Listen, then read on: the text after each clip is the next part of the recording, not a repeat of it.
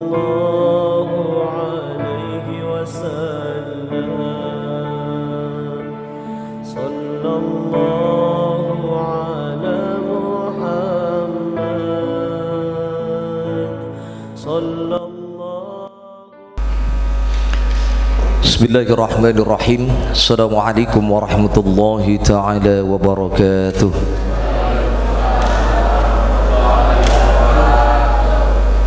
Bismillah walhamdulillah. Alhamdulillahilladzi nawwara qulubana bil iman wal islam wa arsyadana ila sabili rusydi wal qawam. Asyhadu an la ilaha illallah wahdahu la syarika lah, syahadatan tatharul quluba minal ghasil ank. Allahumma salli wa sallim wa barik wa karim ala hadzal nabiyil karim Sayyidina wa habibina wa syafi'ina wa qurrati a'yunina wa maulana Muhammadin sallallahu alaihi wa alihi wa sallam, ba'athahu rahmatan lil alamin wa uswatun lil mu'minin. Rabbi a'udzu bika min hamazati syayatin wa a'udzu bika rabbi an yahdurun. Wa la hawla wa la quwwata illa billahil aliyyil azim.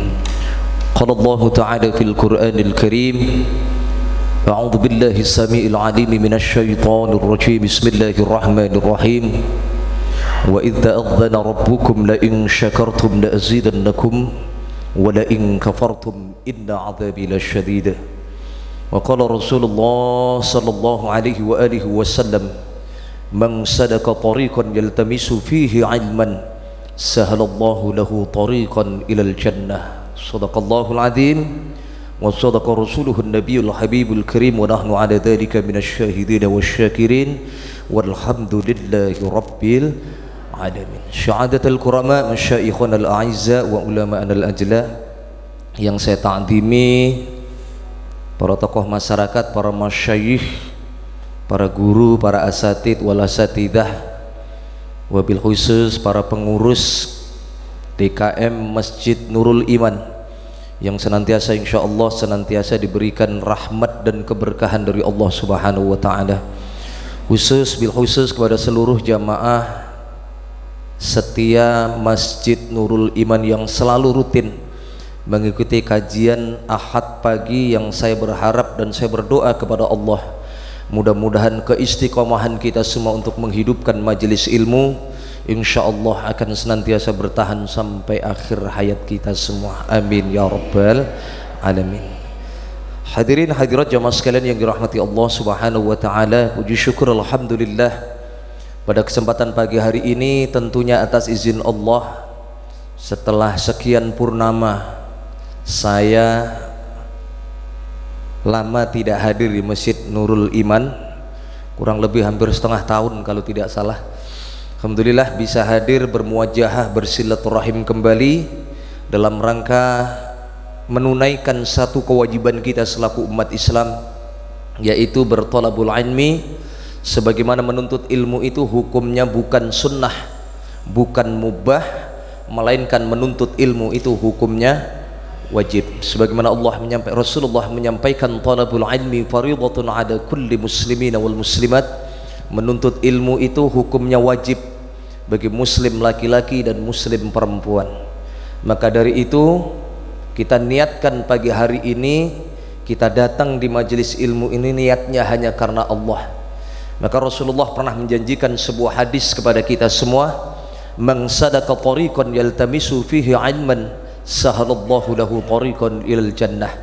Barang siapa berangkat dari rumah meringankan langkah kakinya, tidak ada niat yang ada pada dirinya kecuali hanya karena Allah, maka tidaklah keluar dari masjid ini melainkan dosa-dosa kita akan diangkat oleh Allah Subhanahu wa taala, dan puncaknya kelak Allah akan mudahkan langkah kaki kita insyaallah masuk ke dalam surganya Allah. Amin ya rabbal. Jawab yang kompak, semuanya pengen masuk surga? Ibu-ibu dulu dah, ibu pengen masuk surga bu? Yang keras, pengen masuk surga? Emang pantas? Dosa ibu sedikit apa banyak? Banyak. Bapak juga pengen pak masuk surga? Dengan segala kekurangan kita pengen masuk surga pak?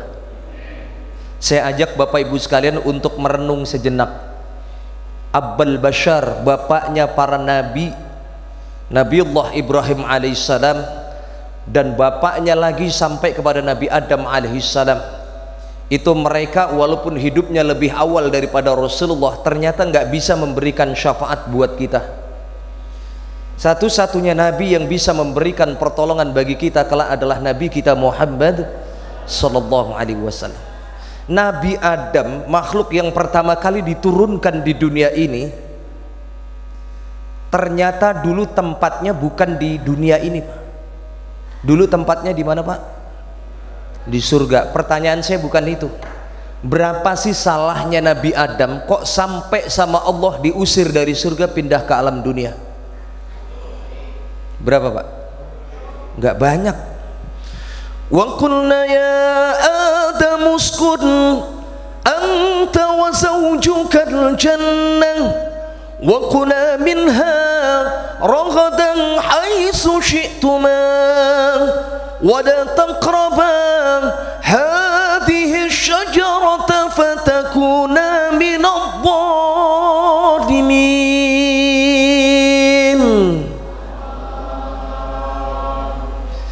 Itu Allah langsung menyampaikan kepada Nabi Adam, Adam, masuklah engkau ke dalam surga, makan minum sepuasmu di dalam surga ini.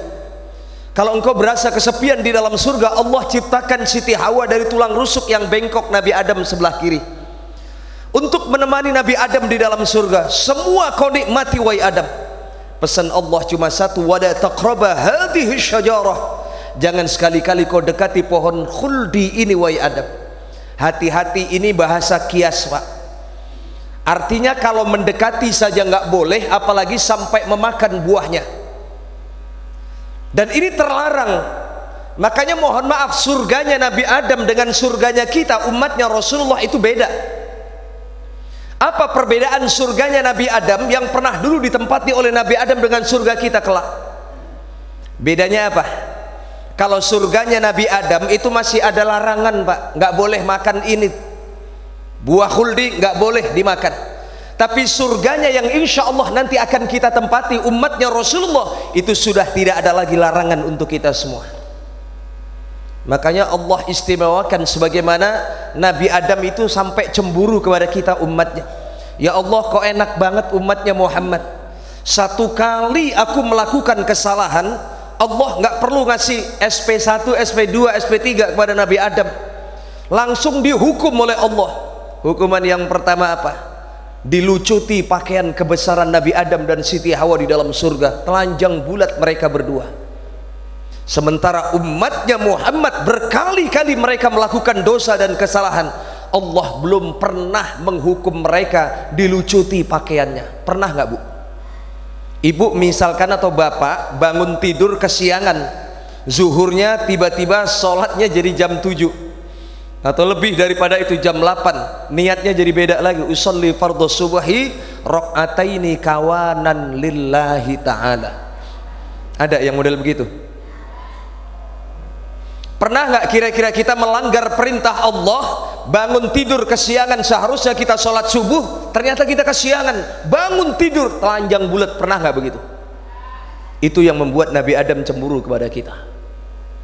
Yang kedua, ya Rabb, satu kali aku melakukan kesalahan, Masya Allah, aku kau pisahkan dengan istriku ratusan tahun lamanya. Sementara umatnya Muhammad berkali-kali mereka melakukan dosa dan kesalahan, apa pernah mereka dipisahkan dengan orang-orang tersayang mereka? Malah makin hari makin akrab sama suaminya. Berkali-kali kita melakukan dosa, tapi nggak pernah kita dipisahkan dengan istri kita, nggak pernah dipisahkan dengan anak kita. Inilah rahmat Allah yang tidak Allah berikan kepada umat-umat Nabi lain, bahkan termasuk kepada Nabi sekalipun. Konon dalam sebuah riwayat ada 12 nabi yang terang-terangan pengen menjadi umatnya Rasulullah, saking enaknya jadi umat Rasulullah itu, Pak. Dalam hadits qudsi Allah menyampaikan, inni haramtul jannata ala sairil anbiya hatta tadkhulaha anta ya Muhammad. Aku haramkan surgaku dimasuki oleh para nabi dan rasul sebelum yang pertama kali masuk ke dalam surga adalah engkau wahai Muhammad. Bayangkan Bapak Ibu sekalian, Nabi turunnya terakhir, Khatibul Anbiya wal Mursalin, tapi masuk surganya paling pertama. Tapi itu tidak membuat Rasulullah ketawa, bahagia, jingkrak-jingkrak karena sudah mendapatkan jaminan dari Allah. Enggak. Bahkan dalam hadis yang lain, dalam sebuah riwayat, Nabi itu Pak Bu sudah enak-enak masuk ke dalam surga, malah minta keluar dari surga. Masya Allah, kira-kira ada nggak model pemimpin kayak Nabi ini? Ada nggak Pak Bu? Udah enak duduk di kursi yang empuk, pengen turun ke bawah lagi. Kalau pejabat-pejabat sekarang kan lagi janji-janji manisnya enak banget kayaknya, betul nggak Pak? Pokoknya tenang aja, nanti kalau gue jadi anggota dewan, tenang aja, Pondok Jaya rata semua jalanannya. Begitu jadi beneran, akhirnya bener Pak, rata sama air, banjir di mana-mana. Tapi lihat Rasulullah, apa yang diucapkan oleh Rasulullah dia buktikan nanti di akhirat. Bahkan nanti Masya Allah Bapak Ibu sekalian, salah satu hamba Allah yang paling sibuk di yaumil hisab nanti adalah Rasulullah. Ketika ada orang yang akan dilempar ke dalam neraka, Rasulullah ini lari, dicek itu umatku atau bukan. Pernah membaca sholawat saja itu akan diberikan syafaat oleh Rasulullah walaupun dosanya banyak. Makanya di tanah suci Mekah itu Bu, itu ada satu tulisan yang besar, syafaati lil kabair min ummati. Syafaatku itu untuk hambaku yang melakukan banyak perbuatan dosa. Jadi jangan khawatir, jangan pernah putus asa karena kita banyak melakukan kesalahan dan dosa. Insya Allah asalkan punya kecintaan kita kepada Rasulullah, senang baca sholawat, insya Allah nanti akan dibantu dengan syafaatnya Rasulullah. Amin ya rabbal alamin. Rasulullah ini malah pengen pamitan keluar dari surga. Begitu dunia ini dihancurkan oleh Allah sehancur-hancurnya, Sayyidul Malaikah, malaikat Jibril, malaikat Mikail diputus oleh Allah.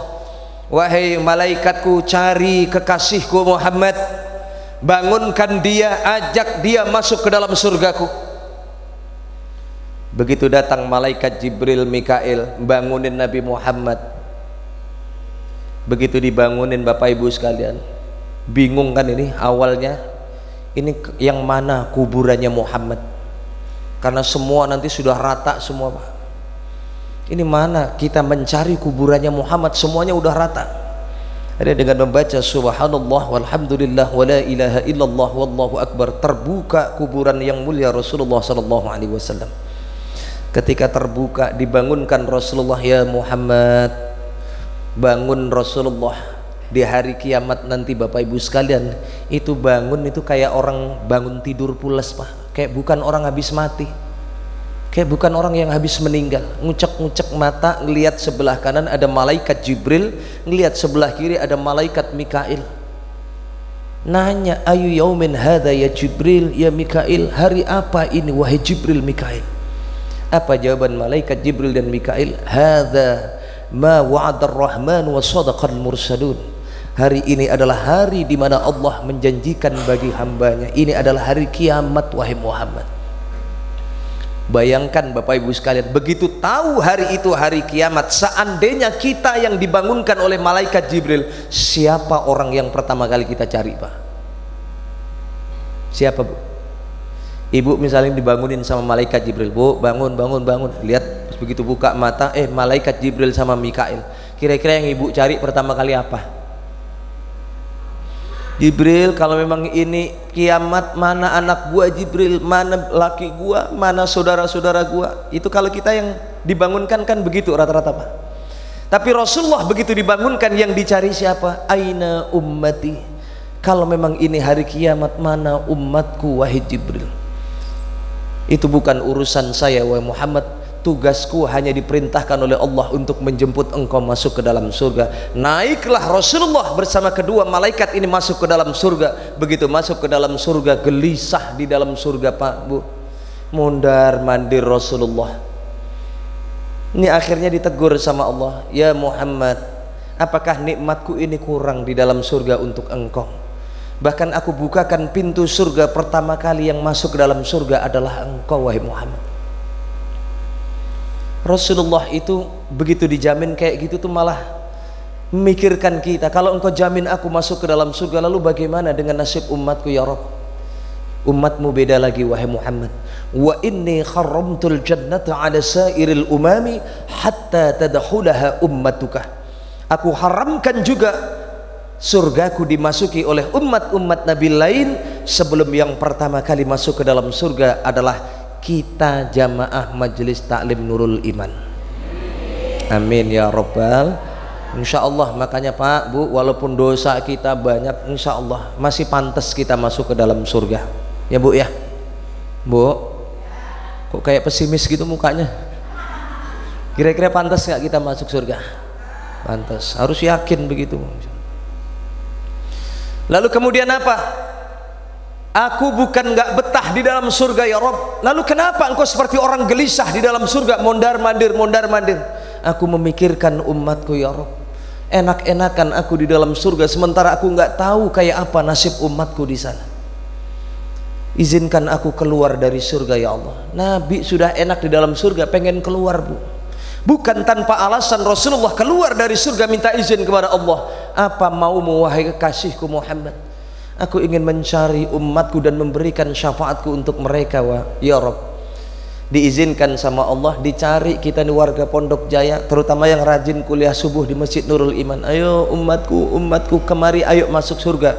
Insya Allah kita semua nanti digiring oleh Rasulullah masuk ke dalam surganya. Amin ya Rabbal Alamin. Makanya surga kita nanti berbeda dengan surganya Nabi Adam. Surganya Nabi Adam masih ada larangan, nggak boleh makan buah khuldi. Dan inilah yang membuat Nabi Adam terusir keluar dari surga, pindah ke alam dunia. Makanya mohon maaf, kita ini aslinya bukan penduduk dunia Pak Bu. Kita ini bukan penduduk dunia, kita ini aslinya penduduk surga. Dimutasi sementara oleh Allah pindah ke alam dunia. Karena kita ini cuma cucu ngikutin kakek kita, karena kakek kita pindah ke dunia, makanya kita pun juga ikut pindah ke dunia. Insya Allah kabar baiknya kita nanti akan dibalikin lagi oleh Allah masuk ke dalam surga. Amin ya Rabbal Alamin. Lalu apa sih pantangannya Nabi Adam itu yang kemudian dilarang oleh Nabi Adam? Wa qulna ya Adam uskun anta wa zawjukal jannah wa kula minha ragadan haitsu syi'tuma wa la taqraba hadhihi syajarah. Jangan kau makan buah khuldi ini. Makan buah khuldi langsung dikeluarkan dari surga. Dua kesalahannya yang dilakukan oleh Nabi Adam yang tadi diminta pertanggungjawaban di hadapan Allah. Enak umatnya Rasulullah itu, mereka sekali melakukan kesalahan dipisahkan dengan aku melakukan satu kesalahan dipisahkan oleh istriku, sementara umatnya Muhammad nggak pernah dipisahkan dengan orang-orang tersayang mereka. Dan yang ketiga, satu kali aku melakukan dosa dan kesalahan, ya Allah, apa hukuman Allah? Puluhan tahun, bahkan dalam riwayat ratusan tahun minta ampun kepada Allah, tidak dikabul-kabulkan permohonan ampun Nabi Adam. Baru ketika dia berada di Jabal Rahmah di tanah haram meminta ampun kepada Allah dengan mengucap istighfar, Rabbana zalamna anfusana wa illam taghfir lana wa tarhamna lanakunanna minal khasirin, baru diampuni oleh Allah. Sementara umatnya Muhammad dimanapun mereka melakukan perbuatan dosa, di tempat itu pula dia bertobat kepada Allah, nggak perlu datang ke Mekah, diampuni dosanya oleh Allah. Bayangkan kalau menebus kesalahan kita, kita harus datang ke Jabal Rahmah sebagaimana yang dilakukan oleh Nabi Adam. Berapa ratus juta yang harus kita keluarkan Pak? Berangkat ke Mekah mau minta maaf kita gara-gara punya kesalahan, nebus kesalahannya harus berangkat ke tanah haram. Itu yang dilakukan oleh Nabi Adam, sehingga Nabi Adam cemburu kepada kita umatnya. Di tempat ini kita melakukan dosa, kita ingat dengan dosa-dosa kita, kita taubat kepada Allah. Di tempat ini pula Allah mengampuni dosa dan kesalahan kita. La saghair ma'al istimrar wa la kabair ma'al istighfar. Tidak ada dosa kecil jika kalian gemar mengumpulkan dosa-dosa kecil itu, maka lama-kelamaan dosa itu akan menjadi dosa yang sangat besar. Wada kabair ma'al istighfar, dan sebaliknya tidak ada dosa besar jika kalian istiqomah menggempur dosa-dosa kalian dengan memperbanyak istighfar, mohon ampun pada Allah Subhanahu wa ta'ala. Makanya sekali lagi luruskan niat kita datang ke majelis ilmu ini, niatkan hanya karena Allah, maka insya Allah Allah akan memberikan pahala yang besar untuk kita. Makanya kalau niat ngaji jangan jider, jidur, jiler. Ibu tahu jider itu apa, Bu? Dengerin ngaji sambil nyender, ngaji sambil. Makanya saya curiga ini bahwa bapak yang jider ngaji sambil nyender, padahal tengah lega tapi milihnya nggak ada temboknya. Saya khawatirnya apa? Nanti udah kalau udah kelamaan jider di bawah AC, jidur ngaji sambil, pas ustadznya closing penutupan baca doa dia jiler ngaji sambil. Begitu pulang ditanya sama istrinya, Pak tadi ustadzan ngomong apa? Au gelap. Padahal ustadznya nyampein di pengajian bener, Bu. Terutama buat ibu-ibu, udah dikasih tahu, ngasih tahu di pengajiannya, ustadznya sudah mencerahkan kepada jamaahnya, sebenarnya bener kalimatnya, tapi gara-gara tidur nangkepnya cuma separuh doang, salah nyampein sama suaminya. Begitu ditanya sama suaminya, tadi ustadzan ngomong apa? Oh iya. Padahal ustadznya ngomongnya udah bener. Barang siapa seorang istri yang mencium tangan suami ketika keluar dari rumah atau kemanapun, maka nilai pahalanya sama dengan mencium Hajar Aswad. Karena ngajinya sambil tidur, ngaji sambil tidur, kaget-kagetan, bentar bangun, bentar tidur, bentar melek, bentar tidur, akhirnya nangkepnya cuma separuh. Begitu nyampein sama suaminya keliru. Emang tadi ustadzan ngomong apa? Oh iya, kata ustadzan tadi, barang siapa seorang istri yang mencium tangan suami, maka nilai pahalanya sama dengan mencium Haji Ahmad. Hajar Aswad jadi Haji Ahmad. Girang banget Haji Ahmad diciumin terus. Makanya niatkan hanya karena Allah.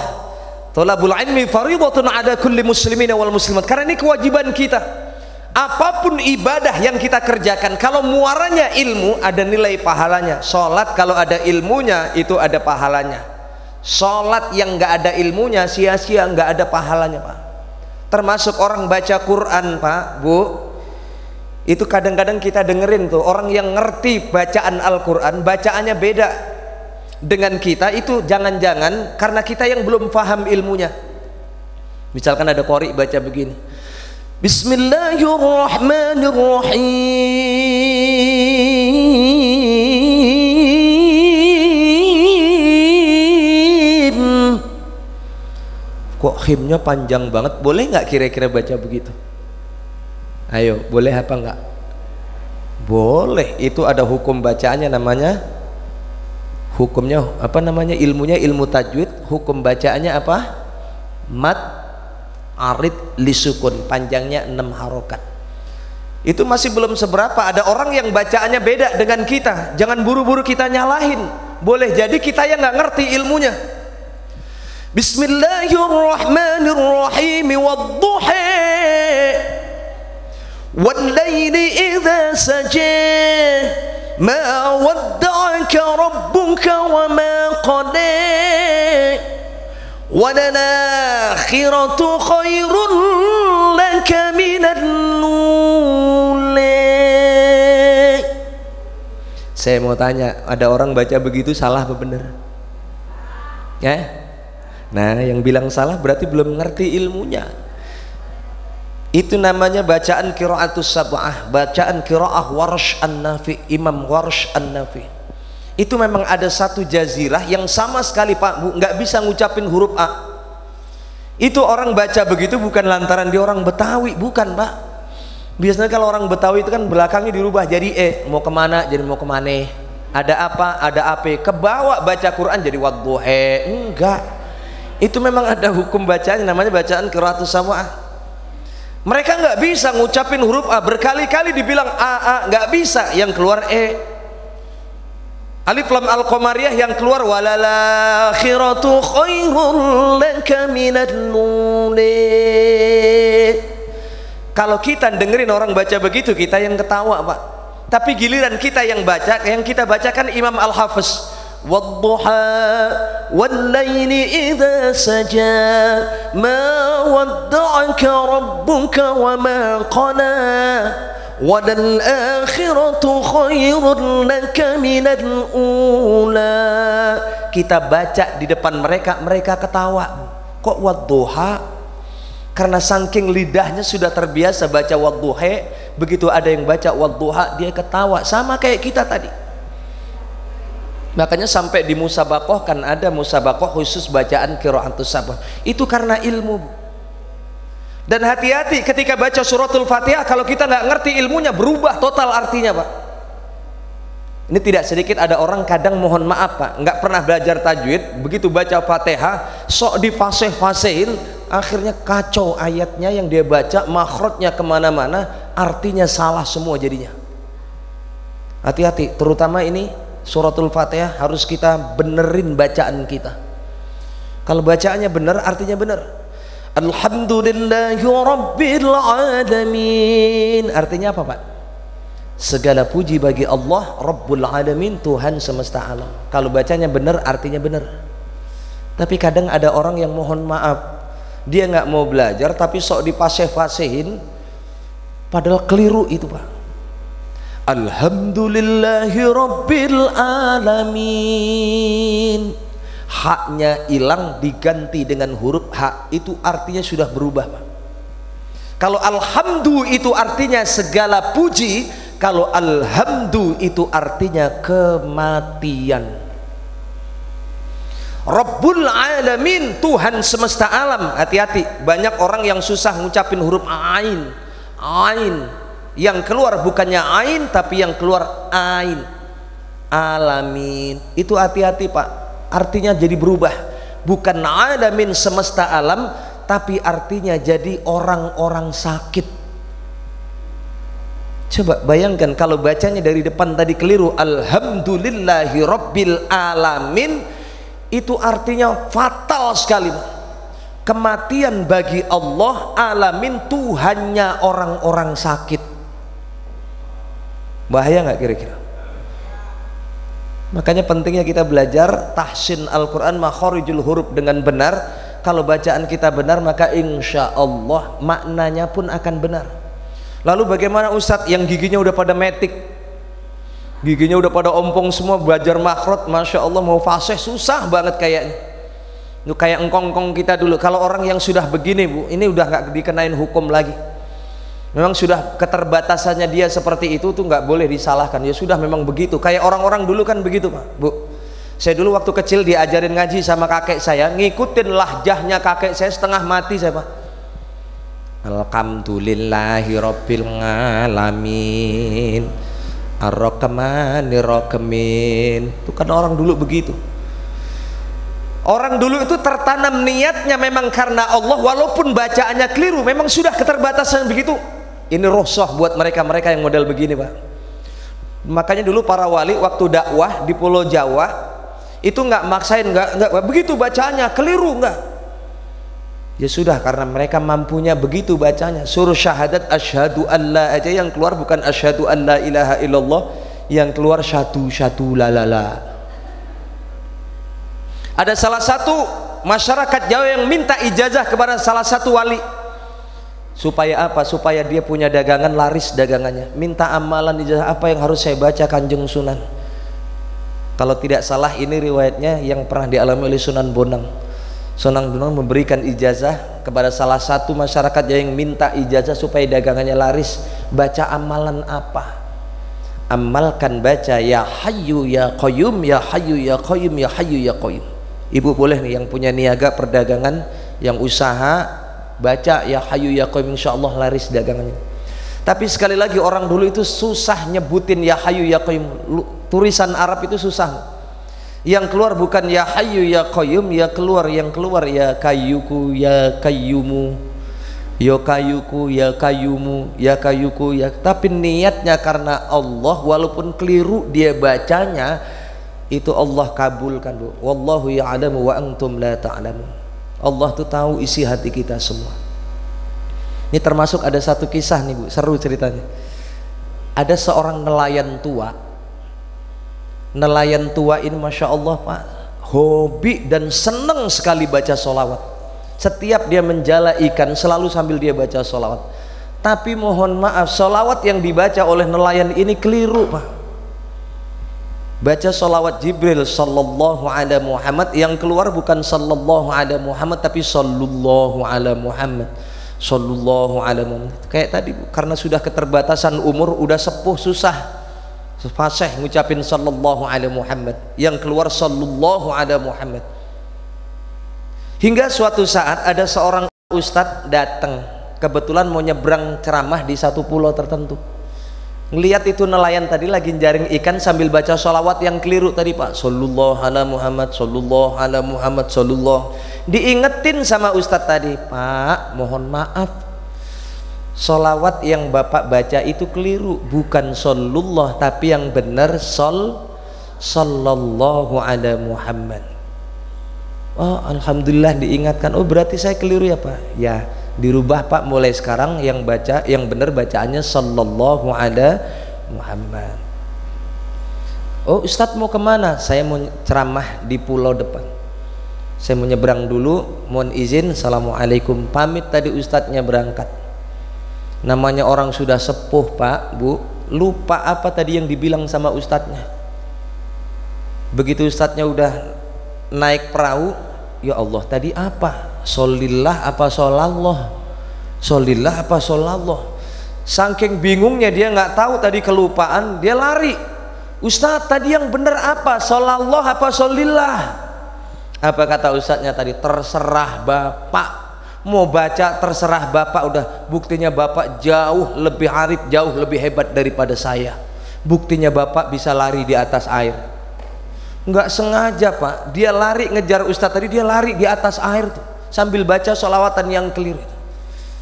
Itu makanya luar biasa orang-orang dulu itu, Pak, walaupun yang dibaca cuma bismillahirrahmanirrahim di depan air begini, sambil ditiup airnya, ada orang kesurupan, diobatin, diminum airnya sembuh. Tapi lihat orang sekarang, baca bismillah sampai 1000 kali, ditambah ayat kursi sampai meja-mejanya, disemburin ke muka orang yang lagi kesurupan, bukannya sembuh malah makin parah. Bener apa enggak? Tingkat kehusuannya beda. Makanya mari sama-sama, inilah pentingnya kita duduk di majelis ilmu. Insya Allah apapun yang kita dapatkan di majelis ilmu ini itu untuk bekal ibadah kita semua. Maka ini ada satu tema yang pengen saya sampaikan, saya uraikan di kajian pagi hari ini, yang ini sering kita abaikan dalam kehidupan kita. Bapak Ibu tahu nggak temanya apa pagi ini? Nah, yuluh, lupa nih. Jangan-jangan nanti kajiannya pun di akhir kajian saya tanya lagi lupa. Bener nggak? Bener nggak? Ini repotnya biasanya kalau tausiah di depan nenek-nenek begini emang. Makanya Bapak Ibu sering diingetin sama sebuah syair, masih inget gak, Pak? Belajar di waktu kecil bagai mengukir di atas, belajar sesudah dewasa laksana mengukir di atas. Benar apa enggak? Belajar di waktu kecil tuh gampang banget nangkep, tapi giliran udah seusia Bapak Ibu sekalian, ya Allah, begitu selesai ditanya lagi apa yang disampaikan Ustaz tadi, lupa. Benar nggak? Tema kita pagi hari ini apa? Ujian Allah yang sering terabaikan oleh kita hamba Allah, sebagai kita umat manusia. Apa ujian Allah yang sering kita abaikan? Kita harus ingat, Allah Subhanahu wa taala berfirman di dalam surah Al-Anbiya ayat 35. A'udzu billahi minasy syaithanir rajim. Bismillahirrahmanirrahim. Kullu nafsin dha'iqatul maut. Kullu nafsin dha'iqatul maut. Wa nabluukum bisyarri wal khairi fitnah wa ilaina turja'un. Allah Subhanahu wa taala berfirman, sesungguhnya setiap manusia yang hidup di muka bumi ini pasti suatu saat akan mati. Wa nabluukum bisyarri wal khairi fitnah, dan setiap kalian akan diuji oleh Allah dengan dua hal. Apa dua hal ini? Yang pertama bisyarri, dengan kesulitan wal khairi, dengan kebaikan, dengan kesenangan. Dan itu adalah ujian yang pasti akan dihadapi oleh setiap manusia. Kenapa saya katakan ujian, salah satu ujian di antara dua ini banyak diabaikan oleh setiap manusia? Kenapa Pak? Karena terkadang setiap orang itu banyak menganggap yang namanya ujian itu yang susah-susah doang. Betul nggak Pak? Kaya jatuh miskin, yang tadinya sehat jadi sakit, itu ujian. Namun tidak sedikit orang yang tidak menyadari bahwasanya kesenangan itu adalah ujian dari Allah Subhanahu wa ta'ala. Bapak Ibu, sehat itu ujian atau bukan? Ujian atau bukan? Bapak Ibu, kaya ujian atau bukan? Sekarang mohon maaf Bapak Ibu sekalian, saya tanya, tolong dipilih. Di antara dua ini Bapak Ibu pilih mana? Pengen hidup kaya raya di dunia tapi miskin di akhirat, atau miskin sementara di dunia tapi kaya nanti di akhirat? Pilih mana? Pilihannya cuma dua, jangan nawar lagi. Pilih mana? Miskin di dunia, kaya di akhirat, atau kaya di dunia, keblangsak di akhirat? Pilih mana? Kenapa saya kasih pilih aja cuma dua? Kenapa Bu? Pak, karena mohon maaf, ternyata survei membuktikan banyak orang nanti yang kaya itu malah justru banyak yang terperosok masuk ke dalam neraka dibandingkan masuk ke dalam surga. Malah justru yang paling banyak masuk ke dalam surga itu adalah fuqara wal masakin. Orang-orang fakir miskin itu paling banyak masuk ke dalam surga dibandingkan orang-orang kaya. Kenapa demikian? Karena dua-duanya itu adalah ujian dari Allah. Kaya ujian, miskin ujian.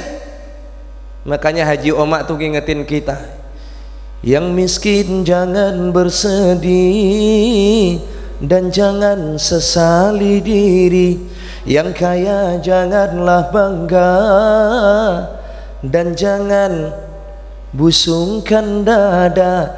Derajat manusia di sisi Tuhannya bukan karena hartanya. Derajat manusia di sisi Tuhannya itu karena apa Bu? Takwanya. Dari itu bertakwalah dalam hidup yang berharta. Teroreng. Diingetin, jangan lihat dangdutnya tapi lihat muatan syairnya. Itu ayat itu, apa syair itu banyak diingatkan di dalam Quran. La in syakartum la azidannakum wa la in kafartum inna adabi lasyadid. Hati-hati, kaya itu ujian dari Allah. Kalau kalian tidak bersyukur dengan kekayaan kalian, hati-hati, inna adabi lasyadid, azabku sangatlah pedih. Kemudian dibuat dalam sebuah syair sama Haji Oma. Kaya ujian, miskin ujian. Tapi mohon maaf, banyak orang yang berhasil ketika Allah uji dengan kesulitan, namun gagal berantakan saat Allah uji dengan kesenangan. Kenapa demikian? Sebab banyak orang yang nggak sadar ternyata yang namanya kesenangan itu ujian. Sekarang saya kasih sebuah perumpamaan. Mohon maaf, misalkan kita punya teman atau sahabat atau saudara yang kemarin waktu musim pemilu ada yang nyalek, ngeluarin duit ratusan juta, ketika kepilih jadi anggota dewan, yang keluar dari mulutnya apa Pak? Apa yang keluar dari mulutnya? Alhamdulillahi Rabbil Alamin. Senang dia kepilih jadi anggota dewan. Padahal mohon maaf Bapak Ibu sekalian, Sayyidina Umar bin Khattab ketika beliau diangkat menjadi khalifah, ketika diangkat menjadi seorang khalifah, apa yang keluar dari lisan beliau pertama kali? Bukan Alhamdulillahirabbil alamin, bukan ngundang para sahabat syukuran, enggak. Malah yang keluar dari lisan beliau, inna lillahi wa inna ilaihi raji'un. Ya Allah, seandainya dunia dan seisinya ini dipikulkan di pundakku, itu masih belum bisa mengalahkan beratnya tanggung jawabku menjadi seorang khalifah ini. Makanya ini mohon maaf, dengan tidak mengurangi rasa hormat, orang-orang yang punya jabatan itu Bu, itu berat tanggung jawabnya nanti. Jangan dipikir yang namanya RT, RW itu enak hidupnya, enggak. Bahkan RT RW nanti masuk surganya belakangan. Ada Pak RT di sini? Insya Allah bukan RT kita, bukan. Maksudnya RT yang tidak amanah dengan jabatannya. Tapi kalau pemimpin yang amanah dengan jabatannya, justru itu yang pertama kali masuk ke dalam surga. Pemimpin yang adil itu adalah salah satu yang dinaungi oleh Allah kelak nanti di akhirat. Ketika mohon maaf tidak ada satupun yang bisa menolong kita kecuali amalan kita sendiri nanti. Pemimpin yang adil akan dinaungi oleh Allah nanti di akhirat. Yang nggak adil keblangsak duluan, berat hisapnya nanti di akhirat. Maka kesenangan itu adalah ujian dari Allah yang harus kita waspadai. Ingat 5 perkara sebelum 5 perkara, sehat sebelum sakit, muda sebelum tua, kaya sebelum miskin, lapang sebelum sempit, hidup sebelum mati. Sihataka qabla saqamika wa faragaka qabla syughlika wa syababaka qabla haramika wa ghinaka qabla faqrika wa hayataka qabla mautika. Pergunakan sehatmu sebelum datang sakitmu. Pergunakan waktu lapangmu untuk beribadah kepada Allah sebelum engkau disibukkan dengan urusan-urusan duniamu. Wasyababaka qabla haramika, pergunakan waktu mudamu untuk belajar sebelum engkau payah di usia tuamu. Nanti engkau menyesal, ya Allah kenapa dulu waktu masih muda aku nggak pernah mau belajar, di waktu tua susah nangkep pelajaran, akhirnya nyesal doang. Wa ghinaka qabla faqrika, pergunakan kekayaan yang Allah titipkan kepada kalian sebelum datang miskinmu. Wa hayataka qabla mautika, pergunakan hidupmu sebelum datang ajal kematianmu. Maka nanti manusia itu kalau udah masuk ke alam barzah tinggal nyesalnya doang, Bu. Bahkan penyesalan orang yang ada di alam barzah itu Allah abadikan dalam surah Al-Mu'minun ayat 99 sampai dengan 100. Rabbirji'un la'ali a'malu shalihat fima tarak. Ya Allah, aku nyesal. Kenapa semasa hidup di dunia aku dulu nggak pernah beramal soleh? Pulangkan aku ke alam dunia ya Allah. Nyesel nggak berguna lagi, nggak akan pernah bisa kita balik ke alam dunia. Maka beruntunglah kita di pagi hari ini diberikan kesempatan oleh Allah, waktu kita lapang untuk ngaji, datang ke majelis ilmu. Wa ma yantiqu 'anil hawa in huwa illa wahyu yuha. Yang keluar dari lisan seorang nabi tidak lain itu adalah perkataan dari Allah Subhanahu wa taala. Rasul mengatakan orang yang menuntut ilmu dimudahkan jalannya kelak masuk ke dalam surganya Allah. Amin ya rabbal. Dan Allah menyampaikan juga di dalam Al-Qur'an, wa ma tasqutu min waraqatin illa ya'lamuha. Tidaklah sehelai daun pun jatuh ke muka bumi ini melainkan semua itu adalah ridho dan restu dari Allah Subhanahu wa taala. Termasuk kumpulnya kita di tempat ini itu sudah mendapatkan ridho dari Allah, memang kehendak dari Allah.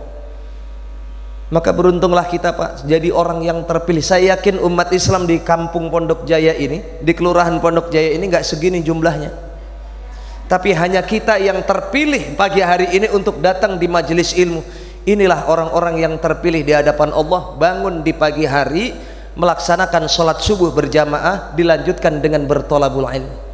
Karena salah satu ibadah sholat yang paling berat dikerjakan itu sholat apa? Subuh. Zuhur gampang, asar gampang, maghrib gampang, isya gampang. Karena apa?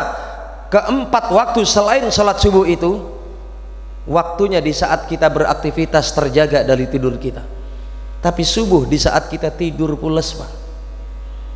Subuh kadang orang suka kesiangan, zuhur kerepotan, asar di perjalanan, maghrib kecapean, isya. Subuh kesiangan, zuhur kerepotan, asar di perjalanan, maghrib kecapean, isya. Tuh ngaku tuh ketiduran. Apalagi kalau lagi sholat subuh itu muazin sudah mengumandangkan azan, as-salatu khairum minan naum, as-salatu khairum minan naum.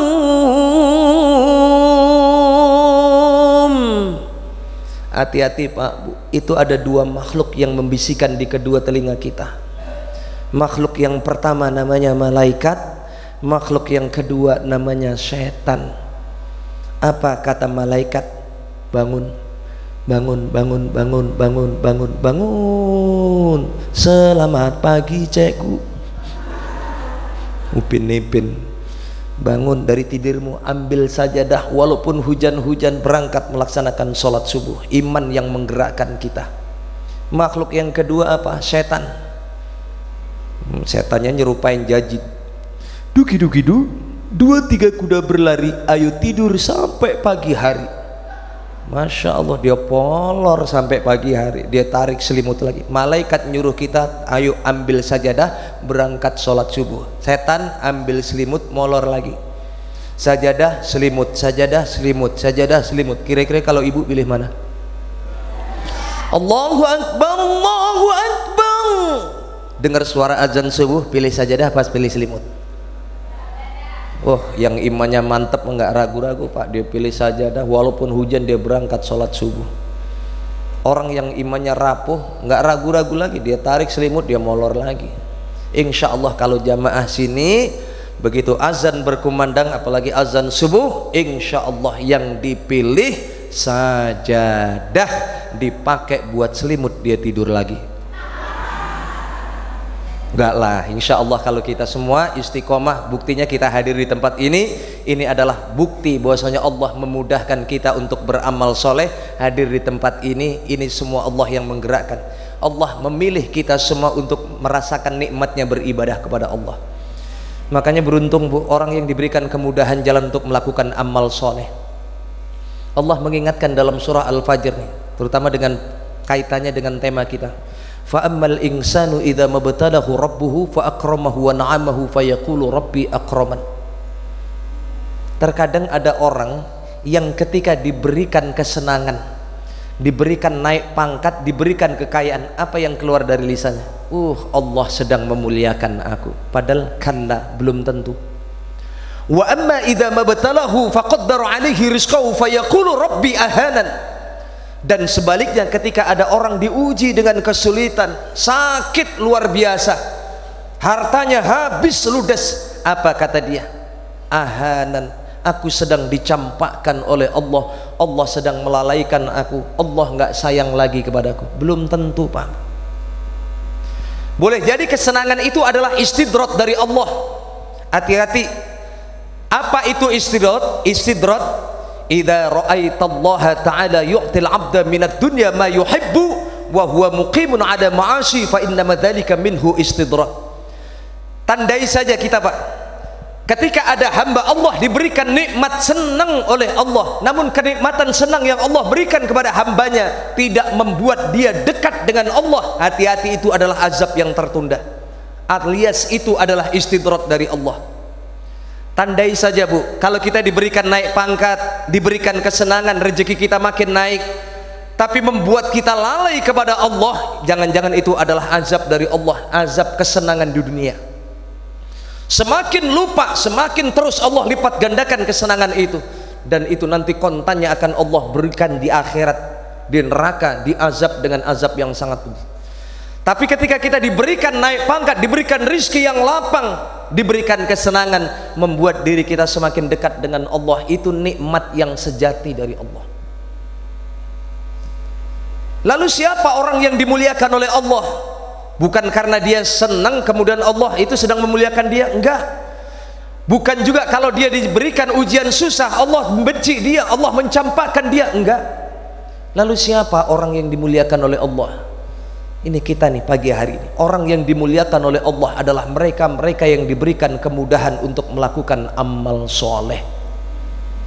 Maka kalau Bapak Ibu sekalian melaksanakan ibadah apapun yang Allah perintahkan, nggak ada keterpaksaan pada diri kita, itulah ciri-ciri kita mendapatkan nikmatnya iman pada diri kita.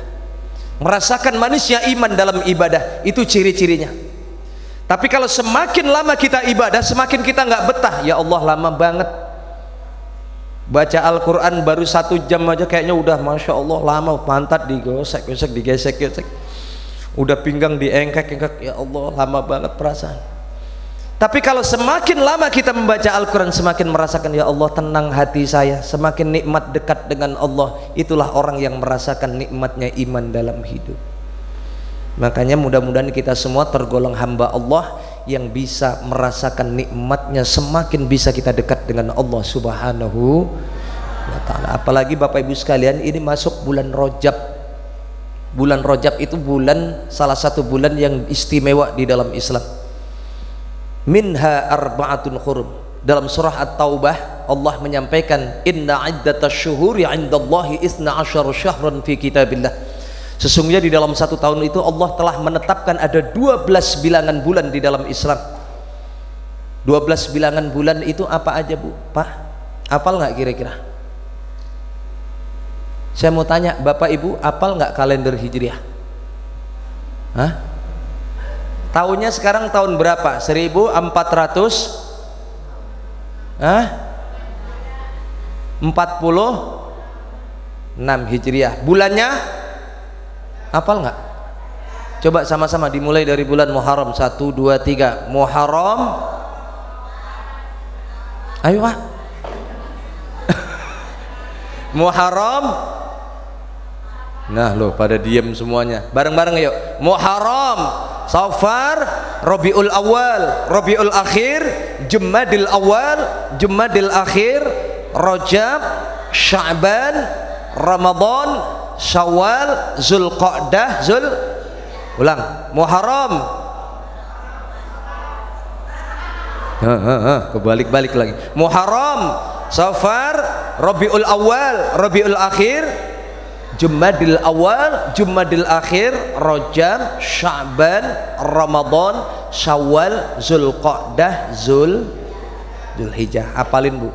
Dan di antara minha arba'atun hurum, di antara 12 bilangan bulan yang Allah tetapkan itu, Allah memilih ada 4 bulan yang diharamkan, ada 4 bulan yang istimewa.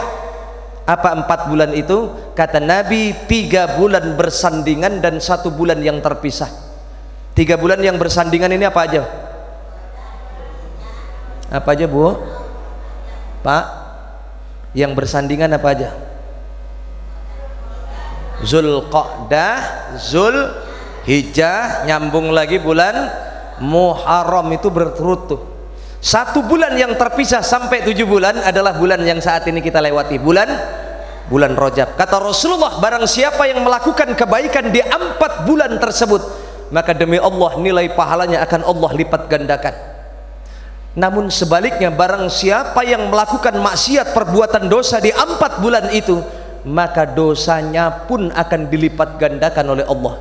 Maka tidak ada dalam sejarah Rasulullah itu melakukan peperangan di 4 bulan ini, saking menghargai 4 bulan yang istimewa ini. Maka ada satu doa yang selalu dipanjatkan oleh para ulama-ulama dulu kalau sudah masuk bulan Rajab. Hafal nggak doanya? Hafal doanya Pak? Yuk bareng-bareng. Bismillahirrahmanirrahim. Allahumma barik lana bima razaqtana wa qina adzabannar. Saya ngetes Bapak Ibu sekalian, ngikutin nggak kira-kira? Saya mau tanya, itu tadi doa apa? Berarti tahu nggak? Berarti ustadznya lagi, hati-hati jangan belok ke sana Bu. Depannya memang sama, Allahumma barik lana, tapi jangan barik lana fima razaqtana. Allahumma barik lana fi Rajab wa Sya'ban. Allahumma fi Rajab wa Sya'ban wa ballighna Ramadan wa ballighna Ramadan. Sekali lagi, Allahumma barik lana fi Rajab wa Sya'ban. Allahumma fi Rajab wa Sya'ban wa ballighna Ramadan waghfir lana dhunubana wa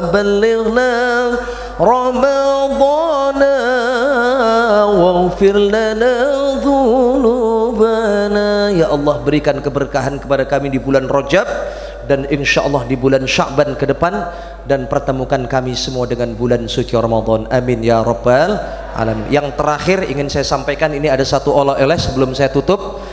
Kalau pengen kita mendapatkan pahala yang berlipat ganda di bulan Rajab ini, tolong amalkan 3 hal yang disampaikan oleh Rasulullah. Mau nggak ngamalin Pak, Bu? Ini waktunya udah selesai belum? Mau nggak? Ada 3 amalan Rasulullah yang kalau ini kita amalkan, insya Allah nanti masuk ke dalam surganya ekspres. Allah berikan rahmat kepada kita, Allah ringankan hisab kita kelak nanti di akhirat. Mau nggak? Mau apa nggak? Janji dulu, mau apa nggak? Saya kasih tahu, amalan ini adalah amalan yang tidak selazimnya orang pada umumnya berani melakukan. Sekali lagi saya tanya biar mantap, masih mau nggak mengamalkan? Loh, kok jadi ragu? Mau apa nggak? Mau. Oke, janji amalin ya Bu ya Pak. Apa kata Rasulullah? Salasatu man kunna fihi hasabahullahu hisaban yasira. Ada 3 amalan. Kalau amalan ini dilakukan oleh umatku, maka dia nanti akan dimudahkan hisabnya di yaumil akhir, dan Allah berikan curahan rahmat sepenuhnya kepada hambanya ini, masuk ke dalam surga bersama barisan orang-orang yang soleh. Amin ya rabbal alamin. Siap-siap. Yang pertama, apa kata Rasulullah? Wa'ti man haramak atau tu'ti man haramak. Hendaknya engkau meringankan tanganmu untuk memberikan sedekah kepada orang yang paling pelit kepada dirimu. Ayo loh, tadi udah janji tadi. Ulang, yang pertama apa? Berikan sedekahmu kepada siapa? Orang yang paling kikir kepada kita. Kenapa demikian? Saya yakin semua yang hadir pagi hari ini, kalau kita diberikan kelapangan rizki oleh Allah, di sekitar kita ada fakir miskin, di sekitar kita banyak anak-anak yatim piatu, nggak usah disuruh. Ketika kita mau ngadain santunan yatim piatu, kita keluar duitnya gampang, enteng tangan kita. Bener apa enggak? Tapi kalau Allah menguji kita, ada orang pelit malah kita berikan sedekah, itu baru orang yang luar biasa. Sedekah kepada fakir miskin itu mah biasa Pak, saya yakin kita semua mudah melakukannya. Tapi sedekah sama orang pelit itu yang luar biasa. Bisa? Nah lo jadi ragu, berat Ustadz. Ya kalau berat berarti yang kedua, mudah-mudahan yang kedua kita bisa. Apa yang kedua? Kata Rasulullah, watasil fiman qata'at atau silman qata'at. Hendaknya engkau berlapang dada menyambung silaturahim, walaupun kepada orang yang jelas-jelas memutuskan silaturahim kepada kalian. Ayo, lebih gampang apa lebih susah dari yang pertama? Silaturahmi sama orang yang nggak pernah mau datang, bahkan benci, alergi mau datang ke rumah kita, malah kita datang ke rumah dia. Gampang apa mudah? Berat setengah mati itu Pak. Saya yakin kita semua gampang silaturahim, datang ke rumah tetangga yang hubungannya baik-baik saja dengan kita, nggak ada masalah, rukun, gampang kita silaturahim Pak. Tapi silaturahim sama orang yang membenci kita, itu baru orang yang luar biasa. Dan ini yang selalu diamalkan oleh Rasulullah dalam dakwah beliau. Makanya Islam tersebar sampai ke kampung Pondok Jaya ini. Itu karena Rasulullah mengamalkan itu. Maka kalau pengen berhasil hidup kita, bahagia dunia dan akhirat, hati kita nggak pernah kotor, amalkan 3 hal ini. Dan ini salah satu yang terabaikan dari ujian Allah. Kita diberikan nikmat kelapangan rizki, namun ada orang yang kikir, malah kita balas dengan pelit yang sama, bahkan malah kita lebih pelit daripada orang yang pelit. Yang kedua, menyambung silaturahim kepada orang yang memutuskan. Sanggup Bu? Masih berat juga? Berat Ustadz. Yaudah yang ketiga, mudah-mudahan lebih enteng.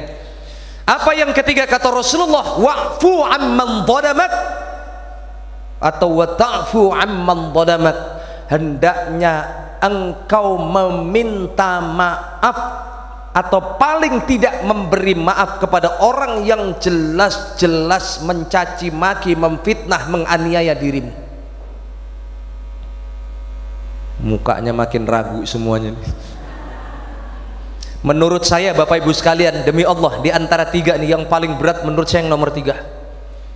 Bayangin, kita nggak salah, kita yang minta maaf. Kita minta maaf kalau kita punya salah gampang. Ibu pernah mencaci maki, ibu pernah gibah sama tetangganya, ibu sadar ibu punya salah, minta maaf sama tetangganya karena kesalahan ibu, gampang. Tapi bayangkan kita nggak salah tapi kita minta maaf, itu orang yang luar biasa. Dan sekali lagi itu yang dilakukan oleh Rasulullah dalam dakwah. Rasulullah diludahi, Rasulullah disambiti, malah Rasulullah yang datang silaturahim, malah ngasih oleh-oleh buat orang yang mencaci maki Rasulullah. Bisa nggak kita melakukan ini? Saya mau tanya ibu-ibu, Bu, dosa yang paling banyak dilakukan oleh kaum perempuan itu apa, Pak? Biasanya yang cenderung tukang ngomongin orang itu bapak-bapak atau ibu-ibu? Alhamdulillah ngaku ibu-ibu, kenceng banget lagi jawabnya. Yang tukang ngomongin orang tuh bapak-bapak atau ibu-ibu? Ibu. Kenapa? Karena ibu-ibu itu asalnya dari Siti Hawa. Laki-laki kenapa nggak banyak ngomong?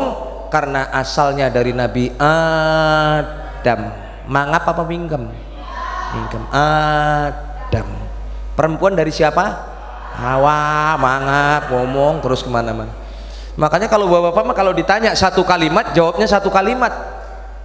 Pak, dari mana? Dari warung. Udah selesai. Tapi kalau ibu-ibu ditanya satu kalimat, jawabnya 27 kalimat. Tanya, Bu, dari mana? Dari pasar. Tahu nggak tadi di pasar? Ya Allah, apa-apa naik, cabai naik, merica naik. Udah itu Masya Allah, beras juga ikut naik, apa-apa naik. Susah banget zaman model sekarang ini, mana ekonomi lagi susah, mana naik. Ya Allah, tadi di pasar ketemu sama Pak Lurah, mana lupa pakai kerudungan lagi.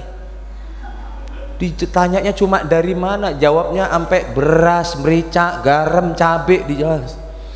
Tuh, makanya ibu-ibu sekalian, bapak ibu sekalian yang dirahmati Allah, termasuk filter perisai kita untuk melakukan maksiat adalah hadirnya kita di majelis ilmu.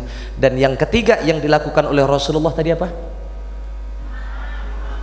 Meminta maaf kepada orang yang jelas-jelas menganiaya diri kita. Jadi besok ibu-ibu misalkan mau berangkat ke pengajian, udah pakai baju rapi, pakai gamis rapi, tiba-tiba ibu punya tetangga yang nggak pernah suka sama ibu.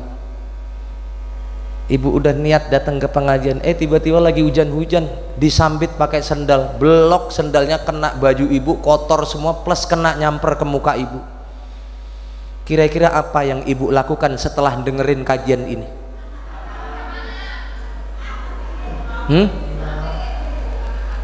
Apa yang ibu lakukan?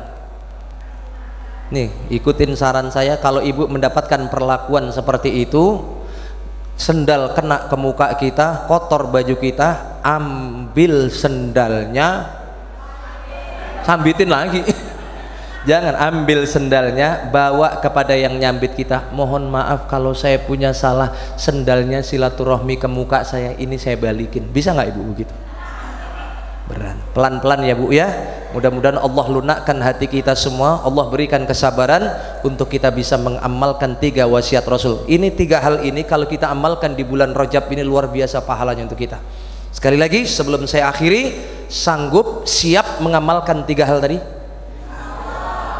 Yang keras, sanggup siap mengamalkannya? Oke, kalau siap saya kasih PR. Apa PR-nya Ustadz? Pulang dari pengajian ini sampai di rumah jangan ngapain-ngapain dulu, ambil pulpen, ambil kertas. Buat apa Ustadz? Catat siapa tetangga bapak ibu yang paling pelit. Habis itu setelah ditulis di data semua, nanti siangan dikit berangkat ke pasar, beli sembako, kasih sedekah sama yang pelit yang kita tulis tadi. Siap? Kok pada ketawa sih? Siap apa enggak? Insya Allah, pelan-pelan ya Bu ya. Saya pun menyampaikan ini, saya pun juga berusaha untuk bisa mengamalkan. Salah satu saja kita bisa mengamalkan, insya Allah akan naik derajat kita di hadapan Allah Subhanahu wa ta'ala. Al-Fatihah bin niyatil qabul wal wusul wa ila hadratir rasul bin niyatil madhkur. Al-Fatihah. A'udzu billahi minasyaitonir rajim. Bismillahirrahmanirrahim. Iyyaka na'budu wa iyyaka nasta'in. Ihdinas siratal mustaqim. Shiratal ladzina. Amin amin ya rabbal alamin. Baik, hanya ini yang dapat saya sampaikan. Sekali lagi kurang lebihnya mohon maaf. Ingat pesan yang 3 tadi, catat baik-baik, tanamkan dalam diri kita, amalkan dalam kehidupan kita sehari-hari.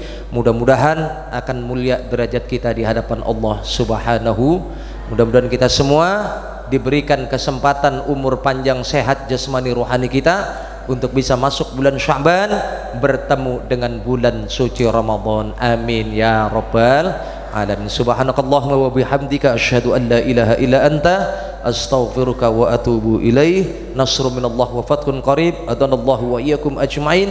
Assalamualaikum warahmatullahi wabarakatuh.